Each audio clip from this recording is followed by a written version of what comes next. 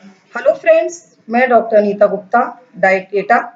आज आपके समक्ष डीएलएड पाठ्यक्रम के चतुर्थ सेमेस्टर के 8th पेपर, जिसका नाम है शैक्षिक प्रबंधन एवं प्रशासन की विषय वस्तु के साथ उपस्थित हूँ।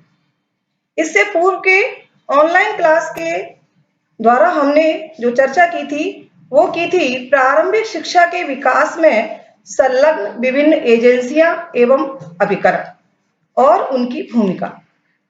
उसी क्रम में आगे बढ़ते हुए आज जो हम बात करेंगे वो करेंगे राष्ट्रीय स्तर की एक और संस्था एनसीटीई के संबंध में।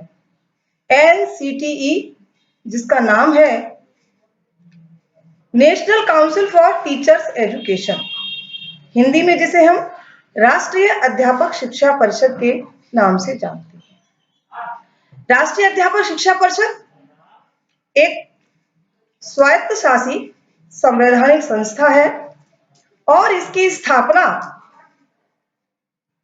17 अगस्त 1995 को की गई।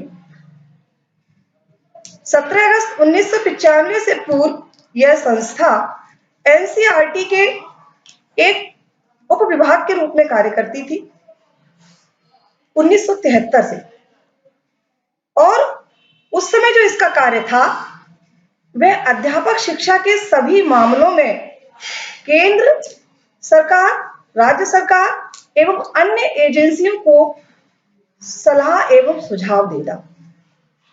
उस समय यह संस्था स्वयं के संबंध में कोई भी नीति निर्गत कार्य नहीं करने का उत्तरदायित्व था इसका, यानी कोई भी नीतिगत निर्णय नहीं ले सकती थी।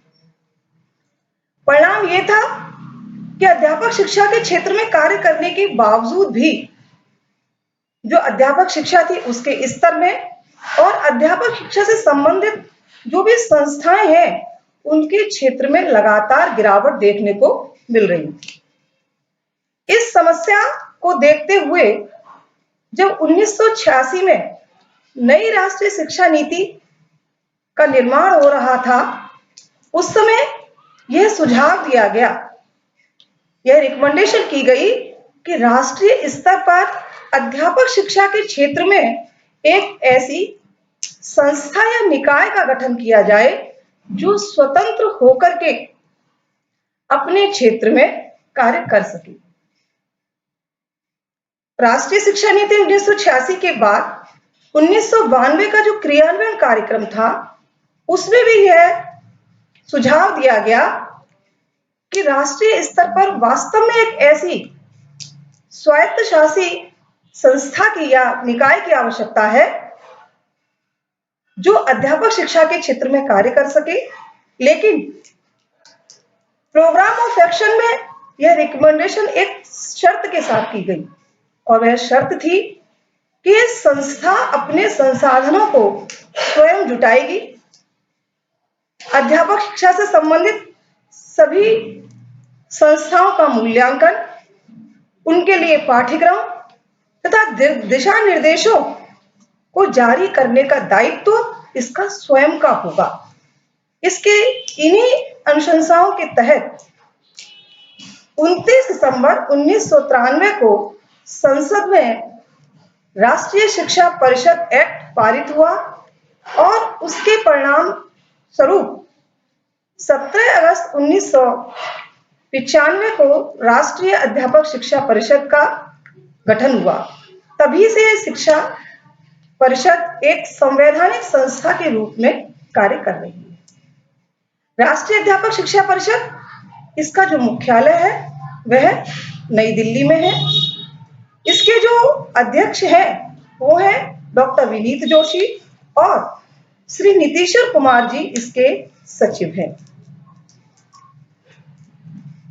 राष्ट्रीय अध्यापक शिक्षा परिषद का जो उद्देश्य था वह है संपूर्ण देश में अध्यापक शिक्षा से संबंधित जो भी कार्य है या अध्यापक शिक्षा के जो विकास है वह समन्वित रूप से हो।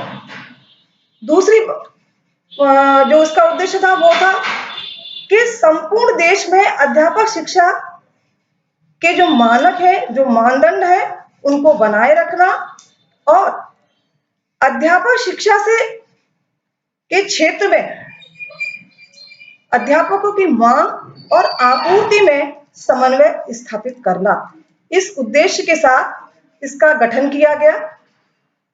राष्ट्रीय अध्यापक शिक्षा परिषद का जो संगठन है वह 3 प्रकार के सदस्यों से मिलकर होता है।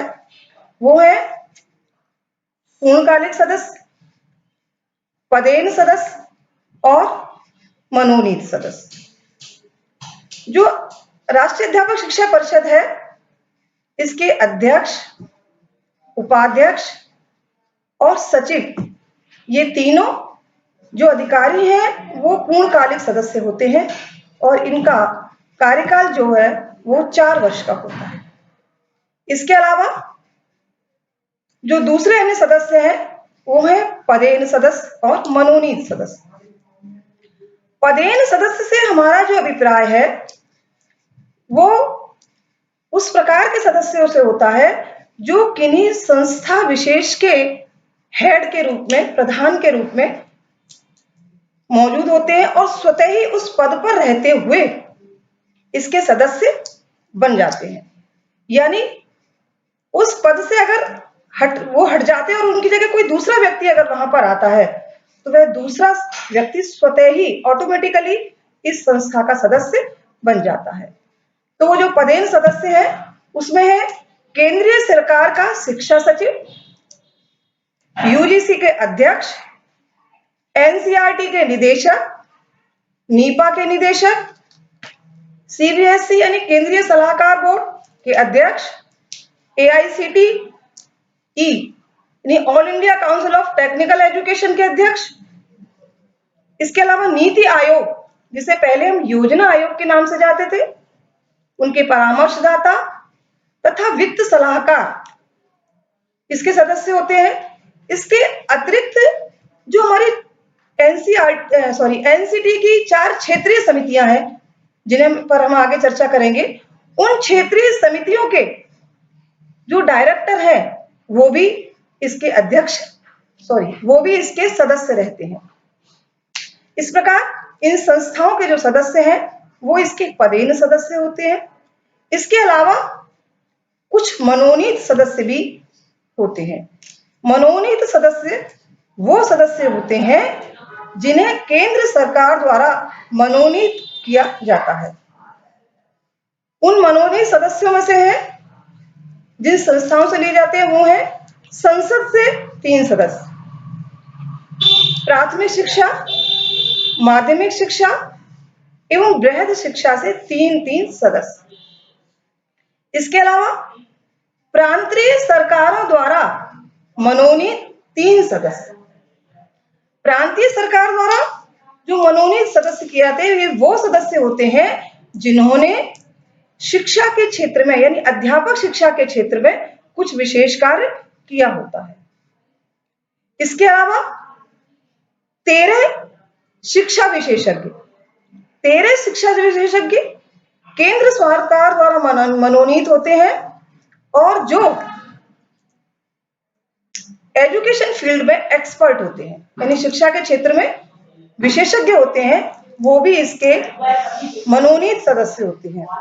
ये जो मनोनीत सदस्य हैं इनका जो कार्यकाल है वह 2 वर्ष का होता है। इस प्रकार ये विभिन्न संस्थाओं के जो हेड हैं, वहां के जो अधिकारी हैं वो इस एनसीटी के या राष्ट्रीय अध्यापक शिक्षा परिषद के संगठन में शामिल रहते हैं।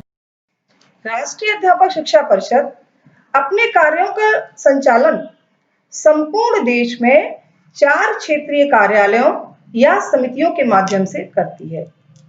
यानी इसने संपूर्ण देश को 4 जोनल्स में डिवाइड किया हुआ है और प्रत्येक जोनल में अपना एक कार्यालय स्थापित किया है और उन जोनल का कार्य वह उस जोनल की जो विशेष समिति है या कार्यालय है वह देखता है। और ये जो चारों जोनल कार्यालय है या क्षेत्रीय समितियां हैं वो हैं उत्तर क्षेत्रीय समिति जयपुर, पश्चिम क्षेत्रीय समिति भोपाल, पूर्वी क्षेत्रीय समिति भुवनेश्वर और दक्षिण क्षेत्रीय समिति अथवा कार्यालय बेंगलुरु। इन चारों जोनल कार्यालयों के माध्यम से, क्षेत्रीय समितियों के माध्यम से संपूर्ण देश में अध्यापक शिक्षा के कार्यक्रमों को संचालित किया जाता है। अब हम आगे चलते हैं। अध्यापक शिक्षा के कार्य। अध्यापक शिक्षा परिषद का जो प्रमुख कार्य है वह अध्यापक शिक्षा से संबंधित जो संस्थाएं हैं उनके लिए मानकों का निर्धारण करना और रूल एंड रेगुलेशन बनाना, यानी किन मानक और मानदंडों को वह पूरा करेंगी तब उनको मान्यता प्राप्त दी जाएगी।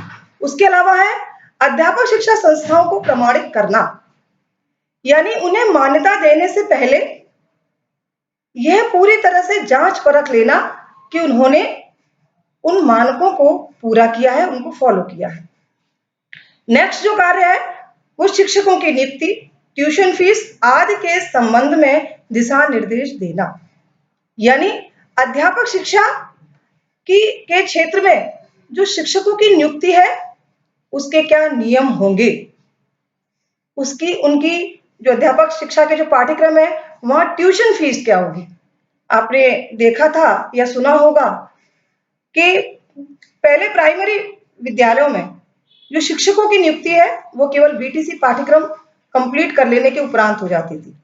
उसके बाद में एनसीटी द्वारा नया नियम बनाया गया या कि पहले जो उसकी टीईटी की परीक्षा के बाद अध्यापकों की नियुक्ति को आधार माना, लेकिन वर्तमान में टीईटी के अतिरिक्त आपको एक और लिखित परीक्षा देनी है, उसकी मेरिट के आधार पर आपकी नियुक्ति होती है। तो इस तरह से शिक्षकों की नियुक्ति और अध्यापक शिक्षा की जो ट्यूशन फीस है वो क्या होगी, इसका निर्धारण भी एनसीटी के द्वारा ही किया जाता है।